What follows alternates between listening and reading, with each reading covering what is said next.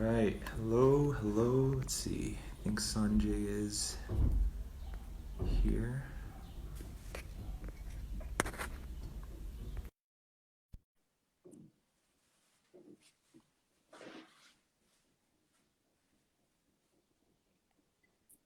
Hello? Hey, how are you? Hey, good. Can you hear me okay? Can hear you perfectly well, thank you. Awesome. How are you doing? I'm good. I'm in New York City. It's interesting, Oh, but I'm doing well. oh man. What's the climate like over there? Like quarantine? Well, I mean, I'm in Queens and I live right off the ambulance route for the four major hospitals. Things have Yeah. definitely quieted down, but due to lack of information, I don't think anybody really has confidence that they know what's going on. Oh, but do you feel safe? Yeah. All right? Yeah. Cool. Yeah. A friend of mine owns a health food store and a grocery store. And I'm not an essential worker. I'm not a doctor. I'm not a nurse, but Cool. he was slammed. So I've been working at a store, you know, Yeah. 5 or 6 hours a day for the last month and a half. Haven't Oh got man. on wood, but, try to be a, You were working at his store? yeah, Oh, that's awesome. That's cool. Yeah, I mean that's people need fresh food right now. there's herbs there. There's other like natural medicines and stuff. So the community in the middle of nowhere in Queens really relies on. Yeah, yeah, I bet. Well, that's really cool, and well, I'm glad you're doing okay. And so for people that are just tuning in right now, Sanjay Rawal is director of 3100 Run and Become, a film about transcendence and running, and just came out. When did the film come out? It came out about a little more than a year ago. A little more than a year ago. Okay. I wonder if you could just give us a little bit of overview for people that don't know about it. Just what is the film about? Sure. The film 3100 Run and Become is about the world's longest official running race, which is 3,100 miles, just a shade under 5,000 kilometers. People have to average almost 60 miles a day, nearly 100 kilometers a day, in order to finish within the 52-day window. And it takes place every summer around a 1 kilometer long loop in Queens, New York City. So people do this loop over and over and over and over again. It's sidewalk, it's hot, Hmm. but people ask why. Like, why on earth would somebody want to do that race? I Yeah. mean, the trick is the only way to complete it is to be able to run from your heart, to be able to use your faith, to use your spiritual tools, because physical tools, mental tools, they're not enough. Yeah. Um, I just want to let people know that are watching, if you guys have a question, you can drop it in on the little question box by the comment section, and then we'll get to questions in a little bit. So I just wanted to talk about the film. I watched it recently, and I really enjoyed it. It was very unexpected. It's I mean, I had no expectations going in, but it was really something incredible, and just seeing all the different stories that you kind of wove together to talk about running in this light of transcendence and transformation. I thought it was really interesting, and the race that you talk about is also um, really interesting by itself.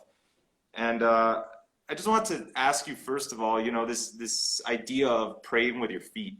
What does that mean to you? I know you come from an Eastern spiritual background, and praying definitely has a different sense in the East than it does, maybe in the West. So I wonder if you could just like talk about what does that mean to you praying with your feet? Sure. As you refer, in the movie, we focus on a few different stories. We have a Navajo ultra runner, we have a Japanese marathon monk, and we have a Kalahari bushman. I'm from India. People don't necessarily equate Indian or Eastern spirituality with outer strength. But our greatest epic, the Bhagavad Gita, was actually a conversation between two warriors on the precipice of battle, Krishna and Arjuna. At one point, India had more than 25% of the world's gross domestic product. It was the richest country in the world for Hmm. thousands of years. And in that era, the body and the soul went together. You couldn't expect to enjoy the fruits of the soul without also having a strong body. Somewhere around 200, 300 years ago, maybe a little bit longer, Indian spiritual leaders began to negate or to deny the power of the body And that's one reason why India was conquered by the British. I mean, India wasn't even conquered by Alexander the Great 2,000 plus years ago when he marched eastward. He conquered everybody, but he stopped right in central India, and the Indian forces and Indian warriors held him back. So, to your question, when it comes to prayer, these days Indians look at prayer as something silent and contemplative. But the truth of Indian spirituality is much more like our Navajo runner. Our Navajo runner, Sean Martin, as you mentioned, he says that the Navajo believe that when you run, you pray with your feet. You're breathing in, you're praying with your feet to Mother Earth, you're breathing in Father Sky. You're asking them for their blessings, and you're showing them that you're willing to work for their blessings. And when you make a connection between your feet and the earth and your breath in the sky, you won't just become a champion, you'll become a warrior. And that's pure spirituality. Huh. That's interesting, that you just said that, India at some point focused less on on the strength, like the spiritual strength of their body. And I wonder, do you think that's something that most of the world is going through right now? Like, do you think there's a less emphasis on the body's strength in the way you refer to it? I think so. I think that most people don't understand that sports can be a pathway for transformation. I mean, look at us as runners. Some people run to win, and that's okay. And to get that rush, the kind of identity, the fulfillment of being number one. Some people run for better health. Some people run to look better. Most of us don't come from a culture that teaches that running can make you a better person. Now, it doesn't just happen by magic. Just like if you sit down for meditation or sit down for yoga and all you're thinking about is breakfast, you're not going to have this experience possible. You need to go into those practices with the right intention.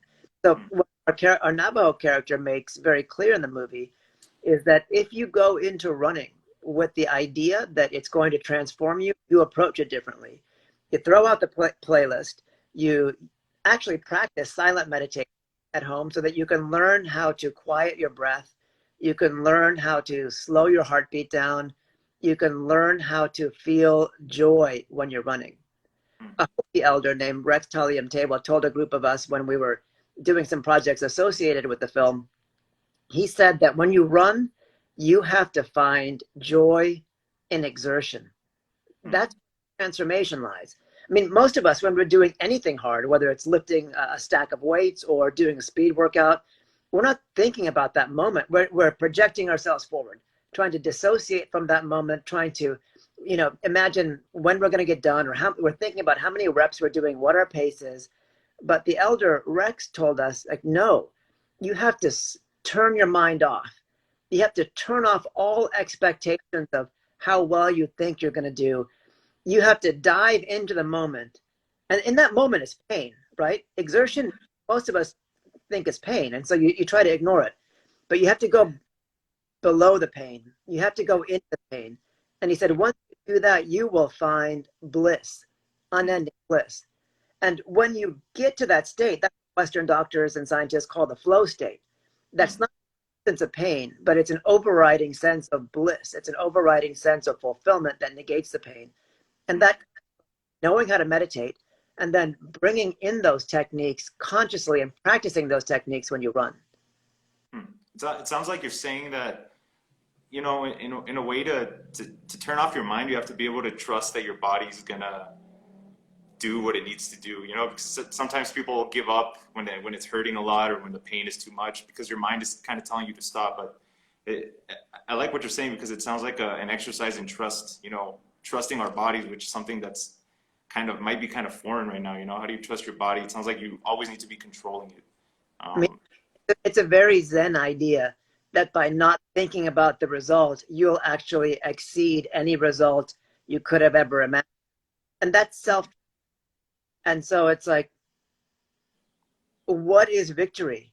It's not the winner is not the person who wins the race, but it's the person who's established their oneness with the result, which is a journey forward or it's a journey backward. It's an experience of failure. It's an experience of success. And I'm paraphrasing the 3,100 mile founder, Sri Chinmoy, in that. Yeah. So it's the idea that no matter what the result is, I am going to be happy. And it's not some kind of loose, like metaphysical or woo-woo happiness. I'm going to be happy because I'm going to have tried my best. I'm going to have dived or dove into the very heart of exertion. And when I'm in that place where I am at the edge of my capacity, that's where I discover who I really am. You know, they say that, you know, the hardest races are the ones that teach you the most about yourself. And those hard races are hard because we can't get away from the exertion.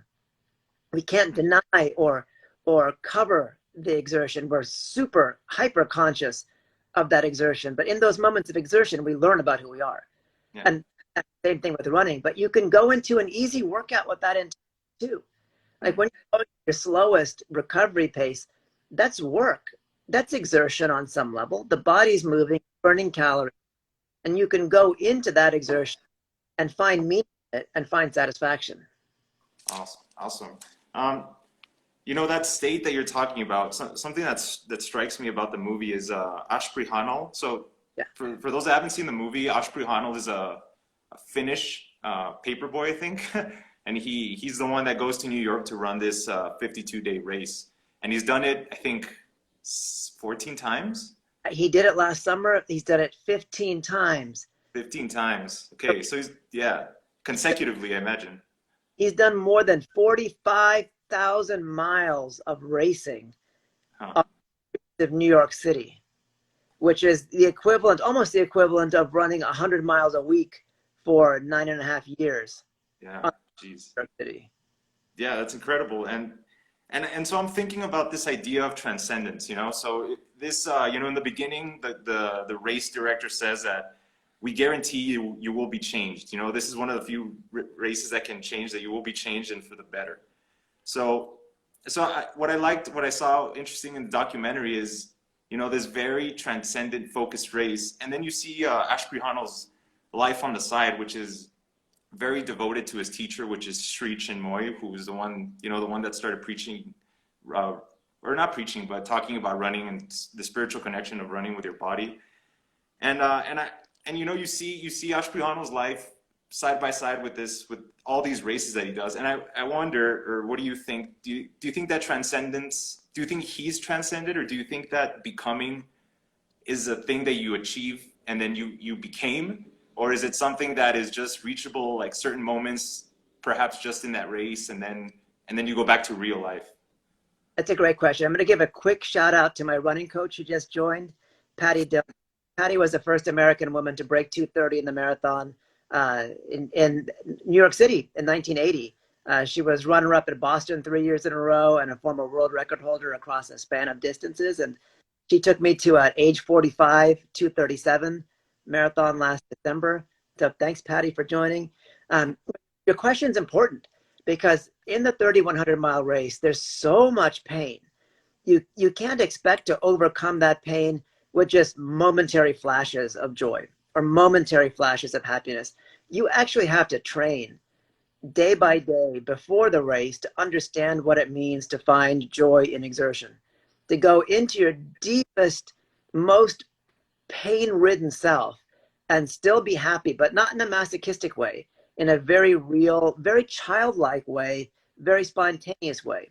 You have to be able to learn to run without thinking of the miles, because in the 3,100 mile race, if you think about how far you've got to go, you're dead in the water. Yeah. Even if you have to think about how many laps you have to do in a day or in four hours or 6 hours, you're dead in the water.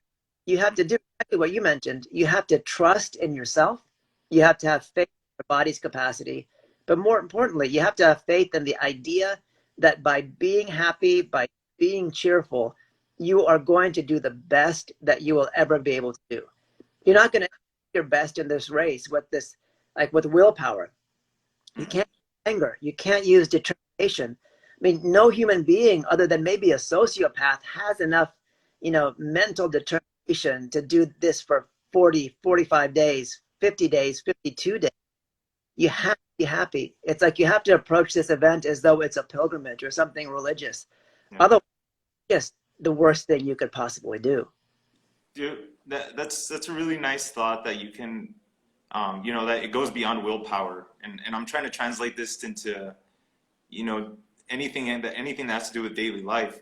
You're saying that at some point, you know, in a race that daunting, it gets to a point where you have to make a decision to be happy. And and it's funny because that's a very simple thing to decide. You know, we can decide it and not need to be in the middle of a race. We can decide it at any moment.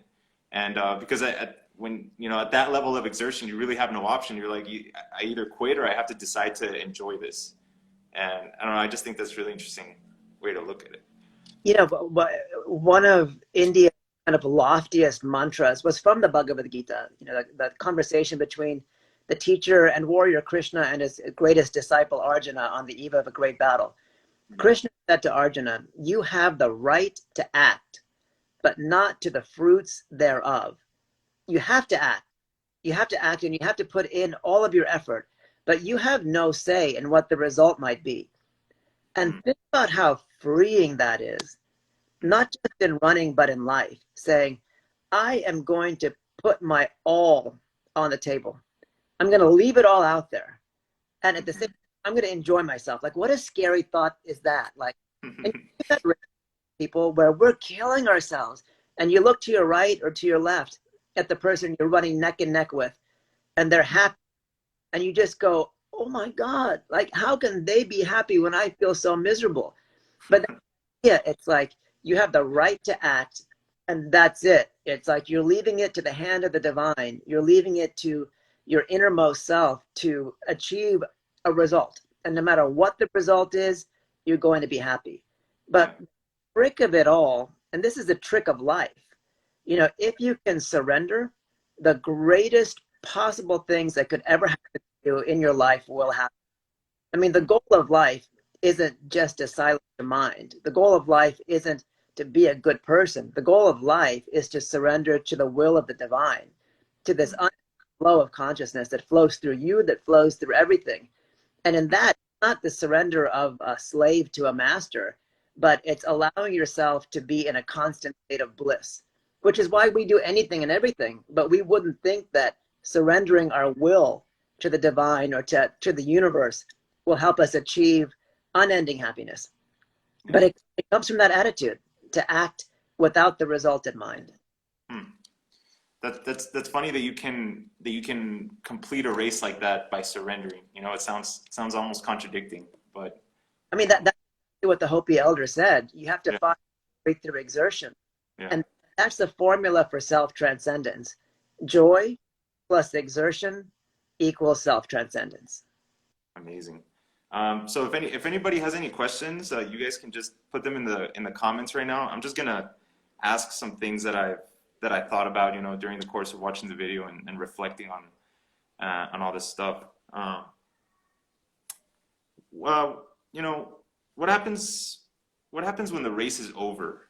You know, something that's in the three examples you show in the film. There's the Navajo man that runs through the desert, a desert that I know because I'm from Arizona too, and then there's a monk, a Buddhist monk that does a 1,000-day kind of walk or journey that he has to complete, and if he doesn't, he has to commit suicide. That's the only rule. And then there's this marathon, this race, this transcendence race. And in each situation, there's like a structure. You know, there's like something that has to do with suffering. It's like the monk is like this very strict and severe routine you have to do, and there's very big consequences for not doing it. And the Navajo guy is doing it for his dad's pain, you know, to kind of feel his dad's pain. And then Prhan is doing it to, you know, to kind of to transcend. So do you think this all has to be done in that kind of structure where it's suffering is part of it? You know, you're doing it for a reason, or can it just be running for running's sake? You know, when I went on a run with Sean Martin in Canyon de Chelly, it's, you know, one of the most beautiful places on the planet. It's by his home, and he runs that run every single day. And I was blown away the first time I entered that canyon. And at the time I finished my daily run with him, I realized that he got a lot more out of it than I did. You know, it's could be just boring and just be routine to him. But each time he runs there, he says he focuses on what we talked about at the beginning, that when he's running, his feet are actually praying to Mother. He's breathing Father Sky. He's asking them for their blessings, and he's showing them that he's willing to work for their blessings. It's not a poetic sentiment. It's not even like a, it's a reality, and we can choose as human beings to be conscious of it or not. We can choose to open ourselves up to that reality or not. The Navajo, the Hopi, other Southwestern natives who run still run with that in mind, that running is the only way our physical beings can connect to both the earth and to the heavens. And if you're conscious of that, if you learn to practice that, if you learn to feel those moments and string those moments into an entire run, each and every run makes you a better person. Yeah. Even though in the film, Sean's paying tribute to his father, on most of his runs, he's just trying to be the best person he can be. Great. I have another question here that popped in on the chat. Do you think that exertion in nature can help self-transcendence? That's a great question, because parts of the movie 3100 Run and Become are in the most beautiful places on the planet. But the 3,100-mile race itself is run on a sidewalk in New York City. And Sean's dad, who's in the movie, is a medicine man named Alan. And, I asked Alan, what's the difference spiritually between running in a desert or in a canyon and, running on a sidewalk? And he said, nothing. He said, Mother Earth is under that sidewalk as well. Now, I love running in beautiful places, and it's very, very, very easy to feel a connection with nature when you're on one of the most beautiful places on the planet. But as Sean's dad said, when we're running anywhere, maybe even a treadmill, our feet are pretty much on the earth. We're breathing in air. Nobody runs underwater without breathing. So it's like you've got those same two elements, and you've got that ability to feel that cosmic connection. And I think that, those of us who run in cities, we tend to appreciate the little bits of nature that are there. So I would say that, yes, it's easier to experience it in nature, but in my own experience, you can have those moments anywhere. So no excuses. No excuses. I have another question from another person. So many organizations believe that goals and metrics have to be very rigid. How do we bring them around to recognition that it's about exertion and transcendence and less about knowing the outcome? So I'll use the example of my coach, Patty Catalan Dillon, first American woman to break 230. She trained with Bill Rogers and the Greater Boston Track Club, who produced, Alberto Salazar, Dick Beardsley, a whole bunch of great runners of the late 70s and early 80s. A lot of Kenyan runners trained this way too, like, the kind of quasi Arthur Lydiard format, where it's about feel. Like, slow is slow, hard is hard. Even Kipchoge, on his slow days, he says he runs at nearly 10-minute per mile pace, more than 6 minutes per K pace.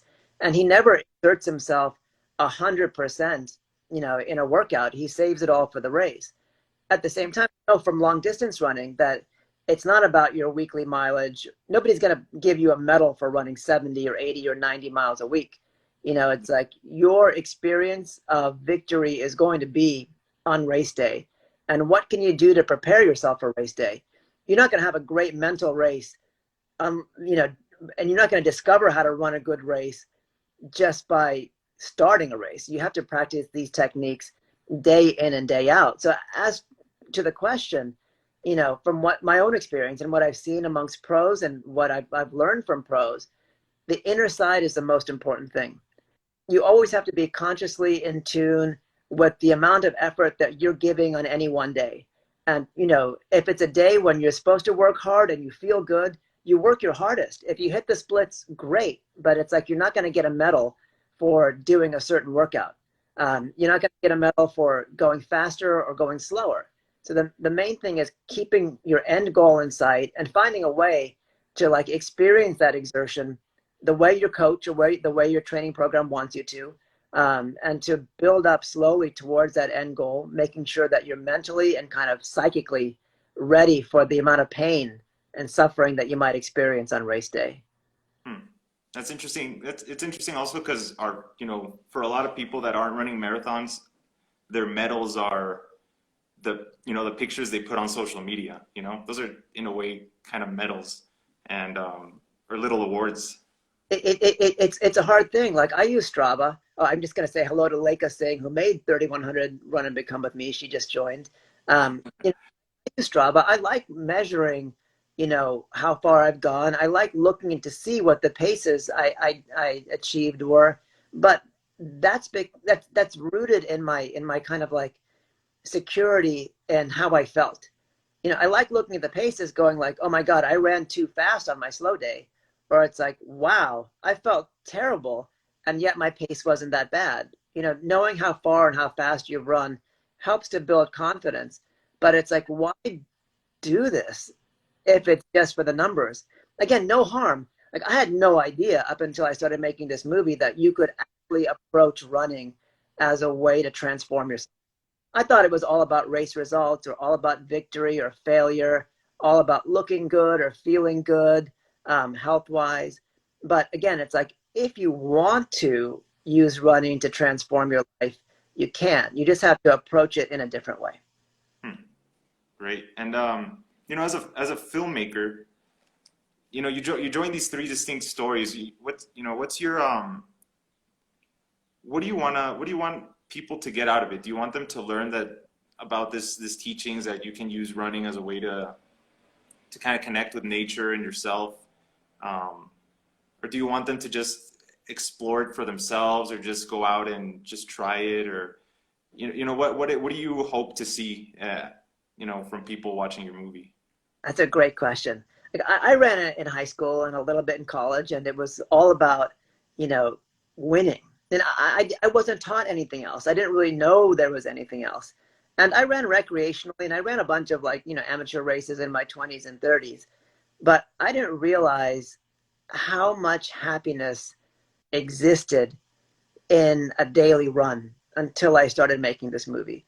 And it was completely because I changed my attitude, and started in the beginning just repeating the words of our Navajo ultramarathoner. When you're run, you're praying with your feet, you're breathing in Father Sky. And I would just listen to the footfalls of my feet. When I could remember, I would consciously feel like I was breathing in the entire universe.